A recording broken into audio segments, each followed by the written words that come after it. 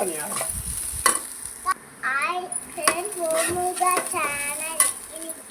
எண்ணெய் ஊற்றி கடுகு போட்டு வெந்தயம் போட்டு நல்ல பருப்பு உளுந்தம் பருப்பு வெங்காயம் பச்சை மிளகாய் கொத்தமல்லி நல்லா போட்டு வதக்கிக்கலாம்.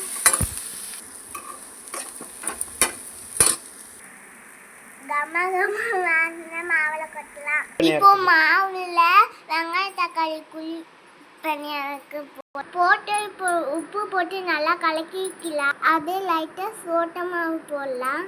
லைட்டா தண்ணி ஊற்றிக்கலாம். கலக்கிட்டு எண்ணெய் ஊற்றிக்கலாம்.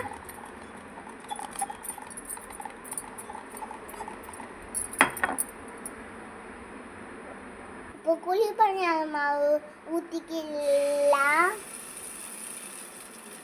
இப்போ எல்லாத்தையும் ஊற்றிட்டு ஒன்று மட்டும் ஊற்றி இப்போ அது மேலே எண்ணெய் ஊற்றிக்கலாம்.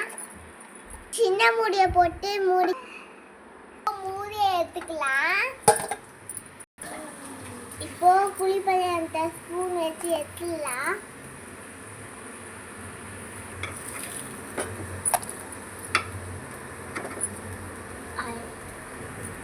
இப்போ ரெடி ஆயிடுச்சு. குழிப்பணியாரத்தை எடுத்துட்டோம்.